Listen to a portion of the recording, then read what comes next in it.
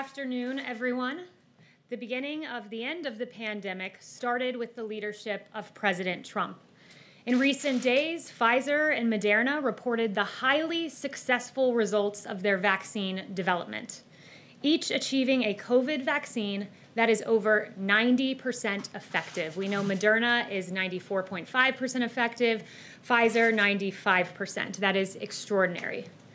In July, the Trump administration, as part of Operation Warp Speed, agreed to provide Pfizer with $1.95 billion to manufacture and distribute their COVID vaccine, allowing this vaccine to be provided free for the American people.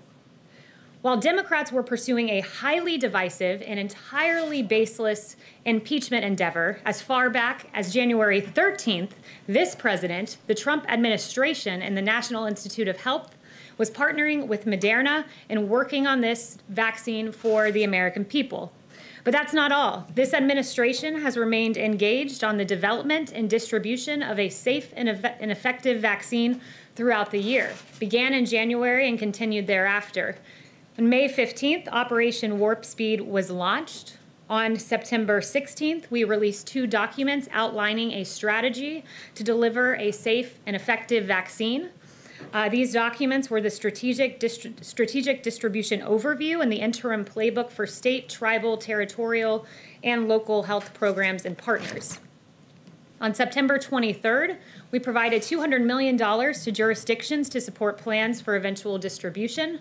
On October 14th, we provided $31 million to Sitvia for vaccine-related consumable products. On October 16th, we made agreements with CVS and Walgreens to administer vaccines to residents of long-term care facilities. On October 21st, under the PrEP Act, we issued guidance authorizing qualified pharmacy technicians to administer the vaccine. On October 30th, we announced that McKesson Corporation will produce, store, and distribute vaccine ancillary supply kits on behalf of the Strategic National Stockpile to help healthcare workers who will administer the vaccines. And on November 12th, we announced the partnership with large chain pharmacies and independent regional ones to deliver safe and effective vaccines. The unprecedented response to this pandemic has already saved many American lives. And as you can see, this timeline was ongoing. This was a long process and one that we are very proud of. Now, with multiple safe and effective vaccines just around the corner, we urge all Americans to wash your hands, socially distance, wear a mask when you cannot do so. And with that, I'll take questions. We will be able to distribute this all across the country.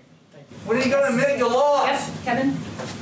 He routinely meets with lawmakers from all across the country. When will you admit you lost the election? Kaylee, at what point does... So while every legal vote is counted, let us not forget the inexcusable transition, or lack thereof, that President Trump had to endure in 2016 and for years into his presidency. Thank you, everyone, for the very good and substantive questions today. Do you understand that you lost? I don't call on activists. I don't call on